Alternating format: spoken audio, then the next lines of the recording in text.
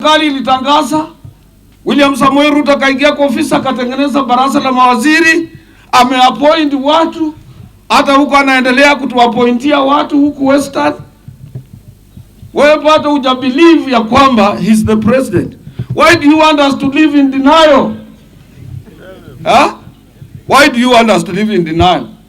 Na vile mwenzangu kutoka Uganda alisema, nisipoingia pale waziri wa labor yeye ndiye ameappoint. Akimkataza usikutane na hao watu wa kotu. Nyinyi wafanyikazi mtapata wapi mshahara?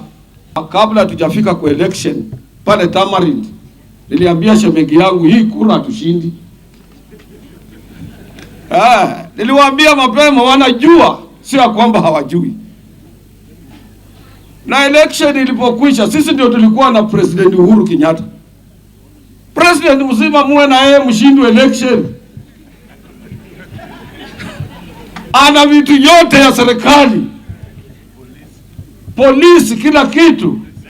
Sisi mara nyingi tumesema wezi na makateli wapelekwe Kamkunji wa Nyungwe, ndio wanaharibu uchumi wa Kenya. Sasa hii Ruto ameanza kutumia hiyo lugha, anasema kama wewe ni kateli, wewe ni mwizi, ni jela, ama uhame Kenya, ama uende mbinguni, unaweza kurudi utetea hao makateli. Bana wanyasa hai. Na huyu mtoto Mkalenjin anaongea lugha wananchi wanataka, na wewe ambao unasema huko na wananchi unakuja kusema hiyo anaongea ni mambo ya uimla.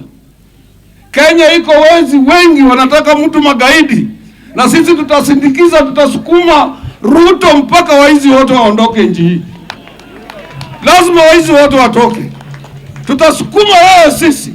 We will do it. This country is bigger than all of us. We will mainstream the creative economy into brand Kenya and our commercial diplomacy, including appointing accomplished Kenyan artists and creative sector personalities as cultural ambassadors. I am looking forward to working with all the stakeholders in this space, all the professionals in that sector, to identify the people who will drive the commercialization of the assets that we have, including creatives, including culture, and the whole of that ecosystem. I also believe that our tourism product need to be enriched much more by our cultural heritage. And I have told the peers responsible for that space to work with all the other stakeholders so that culture, especially the fact that Kenya is the home of humanity, becomes part and parcel of what we showcase as a country. The government is committed to providing the infrastructure that will return international football to Kenya in a very significant and intentional way. We are prioritizing the completion and upgrading of stalled old facilities in optimal utility areas and high potential talent zones. I know we are all aware of the debate in Kenya about the stadium and the stadia. Many people all the time reminded me about the stadia and how they were not complete. We now have the opportunity to prove the metal that we are made of by making sure that we complete all the stadia. That is why I asked CS Sababu to have a master plan on not just completing what we have, but also making sure that we expand opportunities to other areas.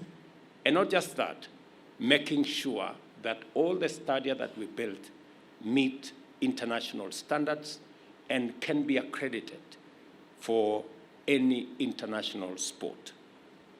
We are at this moment upgrading the Moi International Sports Center, Kasarani, Nyayo National Stadium, and the Kipchoge Keino Stadium in Eldoret. These works will boost our bid to co-host the 2027 Africa Cup of Nations with Tanzania and Uganda. The ministry is also charged with the crucial mandate of youth development as indicated in the Executive Order Number 1 of 9th January 2023. This morning, a few hours ago, I signed into law the Climate Summit and the Climate Council, and that mainstreams the participation of youth in the challenge of climate change. And I expect the ministry responsible for youth to give us the young people who will drive the opportunities that exist even as we tackle the challenge of climate change. We cannot leave the youth of this country behind in any project, in any program, or in any sector. It is the responsibility of this ministry to ensure their full participation in every aspect of national development, in every space that's available, in the activities, interventions, programs of every ministry, because youth is the biggest asset that we have. I am aware of various policy, legal, and regulatory frameworks under development by the ministry, including the Kenya Youth Development Bill 2023, review of the National Youth Council Act number 10 of 2009, and the Creative Economy Bill, among others. This will ensure that key provisions touching on youth in the Constitution, the Vision 2030 Blueprint, and the Kenya Kwanza Plan are not just realized, but we work towards front-loading and making sure that the interventions are clear, the interventions are available, and the young people are made to participate in a meaningful way. I want to encourage all of us to continue this space. When I did ask the Ministry of Sports to change the framework, because as we are all aware, the youth, the arts and the Sports and Art Fund had been made to cater for many other things, including provision of other services, provision of health, and many other spaces. And it was too thinly spread across many sectors. I did instruct that we bring back the Sports and Arts Fund and make our sportsmen and women the focus and the center of the Sports and Arts Fund. I am very confident that with that focus, eliminating too much spread across different areas will make it possible for us to make real impact in scaling up the sector that has kept Kenya and the Kenyan flag flying high in many capitals in many parts of the globe. Today, 30% of Kenya's population is between the age of 18 and 35.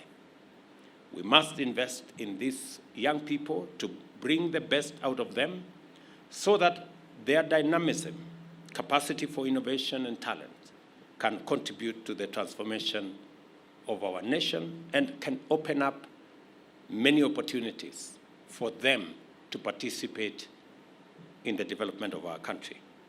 We are committed to investing in and developing the talent and innovativeness of our youth as we consider them integral to the creative economy pillar of our bottom-up economic transformation agenda and essential to the entire plan, not just about the young people.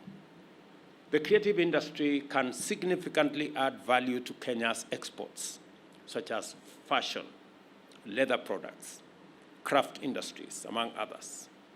And just so that you know that we are looking into that space, if you interrogate the incentives and the interventions that we are provided in our Finance Act that now we are implementing, there is a whole space around leather and the leather industry and making sure that we use the resources that are available to us.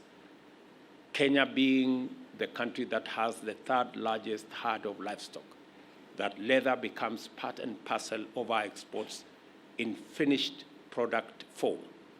And our young people are invited to opportunities in that space And I hope the ministry will work with the other departments of government to make sure that these opportunities are not lost.